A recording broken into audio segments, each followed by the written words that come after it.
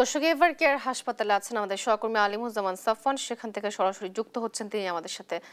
Safwan, BNP চেয়ারপারসনের সম্পর্কে কি তথ্য আছে এবং এখন ডক্টররা কি বলছেন?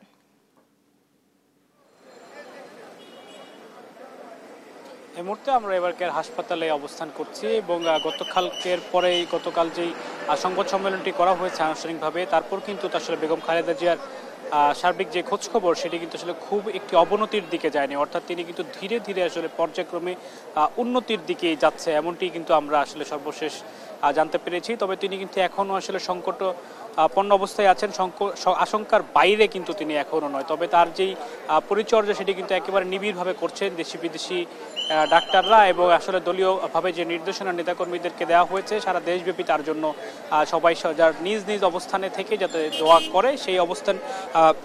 তবে আমরা সকাল থেকে কিছুটা আসলে ভিন্ন চিত্র এভার কেয়ার হাসপাতালে দেখতে পেয়েছি।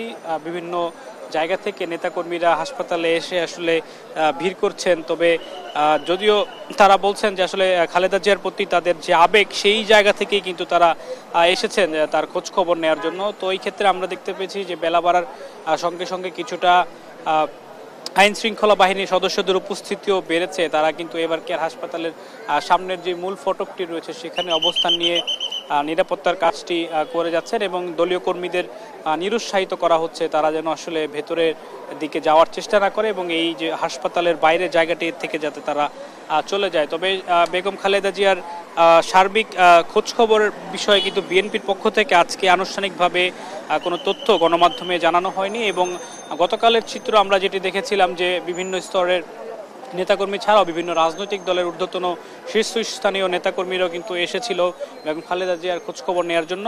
সরকারের পক্ষ থেকেও কিন্তু উপদেষ্টারাও এসেছেন বেগম খালেদা জিয়ার সার্বিক খোঁজখবর রাখার জন্য। তবে আজকে কিন্তু যেহেতু বিএনপির পক্ষ থেকে বলা হয়েছে যে সবাইকে নিজ নিজ অবস্থানে থেকে তার জন্য প্রার্থনা করতে, এবং সবাই যেহেতু বলেছেন যে এই মুহূর্তে আসলে বাংলাদেশে বেগম খালেদা জিয়ার আসলে সবচেয়ে বেশি প্রয়োজন, এটি কিন্তু সব দলই আসলে বলেছেন তাদের নিজ নিজ জায়গা থেকে। তো সবাই আসলে এই মুহূর্তে বেগম খালেদা জিয়ার জন্য প্রার্থনা করছেন তিনি যাতে দ্রুত আসলে সেরে ওঠেন, এবং তার চিকিৎসকরাও কিন্তু বলেছেন যে তার অবস্থা কিন্তু কিছুটা উন্নতি সাপেক্ষে তার মেডিকেল বোর্ড তার স্বাস্থ্যের সম্পর্কে পরবর্তী যে সিদ্ধান্ত সেটি তারা গ্রহণ করতে পারবেন। অর্থাৎ বেগম খালেদা জিয়া কি দেশের চিকিৎসা নেবেন বা তিনি কি বিদেশি চিকিৎসা নেবেন কিনা সেই বিষয়টি কিন্তু আসলে বিএনপির পক্ষ থেকে আসলে জানানো হবে তার পরিস্থিতি উন্নতি সাপেক্ষে। তো তার এই বিষয়ে কিন্তু সবকিছু ব্যবস্থা করা হয়েছে দলের পক্ষ থেকে। বিএনপির ভারপ্রাপ্ত চেয়ারম্যান তারেক রহমান কিন্তু সার্বক্ষণিক তার মায়ের খোঁজ খবর রাখছেন এবং কোনো ধরনের কমতি আসলে বেগম খালেদা জিয়ার চিকিৎসায় রাখা হচ্ছে না, এবং সবাই আসলে একই প্রার্থনা করছেন দেশবাসী